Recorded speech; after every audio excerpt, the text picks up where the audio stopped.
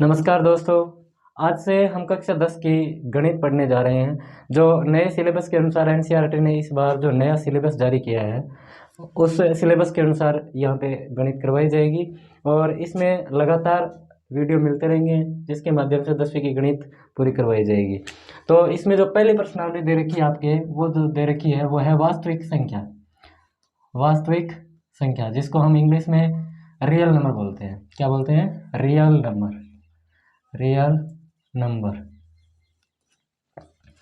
तो इसमें सबसे पहले तो हमें ये ज़रूरी है कि रियल नंबर होती क्या है, यानी वास्तविक संख्या क्या होती है। तो वास्तविक संख्या जानने से पहले हमें सबसे पहले जो ज़रूरत है वो जानने की ज़रूरत है प्राकृत संख्या की। सबसे पहली जो संख्या होती है वो प्राकृत संख्या, जिसको इंग्लिश में नेचुरल नंबर बोलते हैं। NATURAL नंबर, जिसको इंग्लिश में एन से डिनोट करते हैं। और ये जो संख्या होती है वो होती है 1 से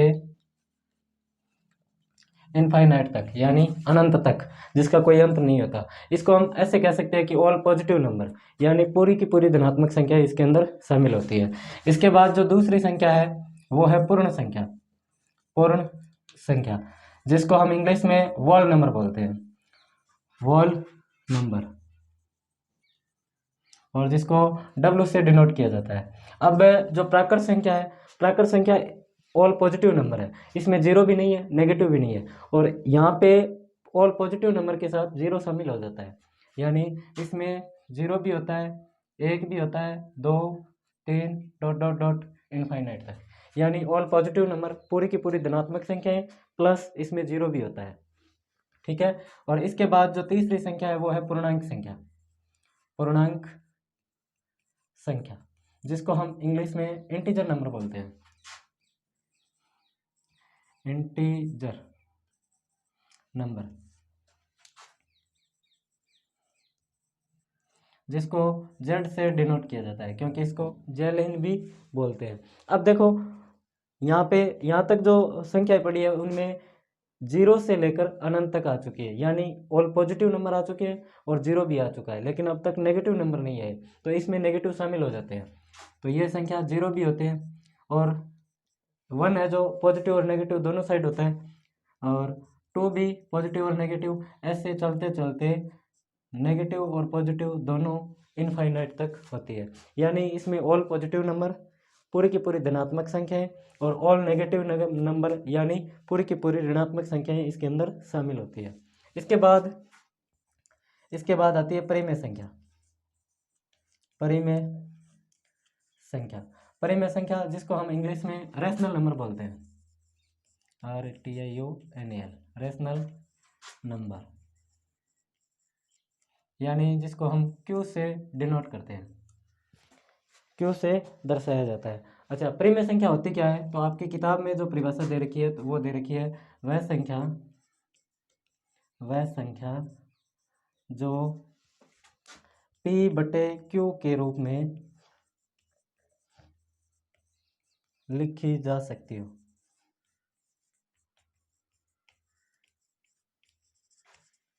जहां Q नॉट इक्वल जीरो और P व Q दोनों पूर्णांक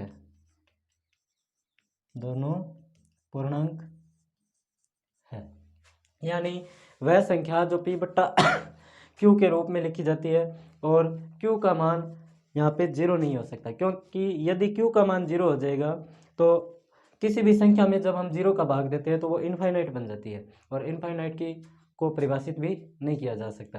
तो Q का मान यहाँ पे जीरो नहीं हो सकता, और P और Q दोनों क्या होंगे? पूर्णांक होंगे। पूर्णांक यानी ये वाले। तो P और Q जीरो भी हो सकता है, लेकिन ध्यान रखना है Q जीरो नहीं होगा। P का मान जीरो भी हो सकता है, और P व Q का मान ऑल पॉजिटिव नंबर व ऑल नेगेटिव नंबर में से कुछ भी हो सकता है। तो परिमेय संख्याओं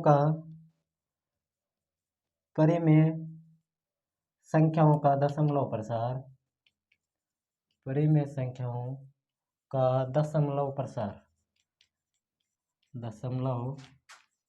प्रसार या तो शांत होगा। परिमेय संख्याओं का दशमलव प्रसार या तो शांत होगा, या अगर अशांत है तो अशांत के साथ साथ क्या होना चाहिए?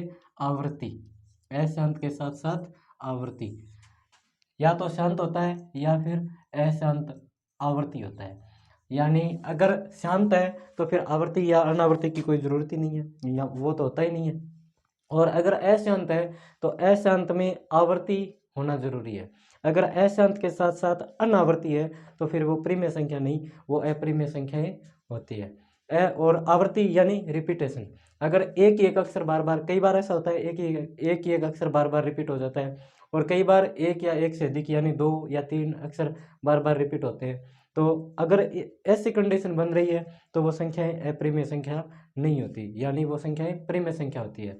और यदि कोई भी अक्षर रिपीट नहीं हो रहा होता तो उसे अपरिमेय संख्या कहते हैं।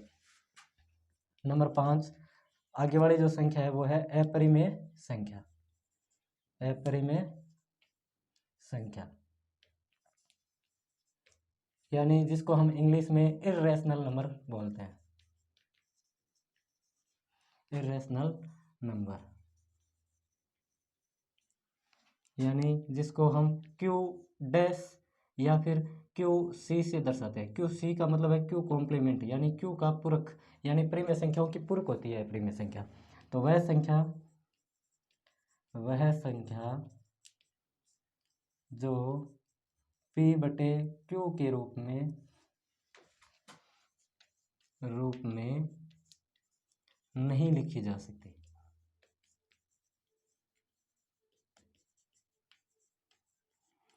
यानी वे संख्या जो पी बटा क्यू के रूप में नहीं लिखी जा सकती उन्हें अपरिमेय संख्या कहते हैं। और अपरिमेय संख्याओं का जो दशमलव प्रसार होता है वो अपरिमेय संख्याओं का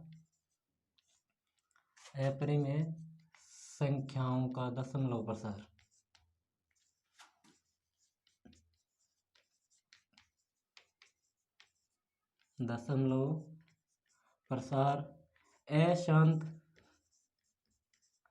और अशांत के साथ साथ अनावर्ती होता है। अशांत अनावर्ती होता है। ये हो गई संख्याओं के बारे में जानकारी। जो आगे दे रखा है वो दे रखा है अंक गणित का आधारभूत प्रमेय। अंक गणित का आधारभूत प्रमेय, और ये क्या है तो पहले तो इसका कथन देख लेते हैं। इसका कथन दे रखा है कि प्रत्येक भाज्य संख्या को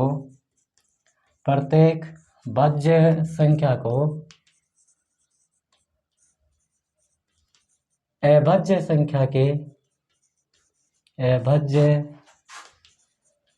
संख्या के गुणनखंडों के रूप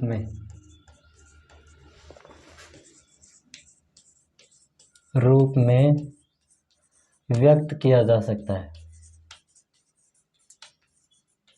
अभाज्य गुणनखंड के रूप में व्यक्त किया जा सकता है, और वे अभाज्य गुणनखंड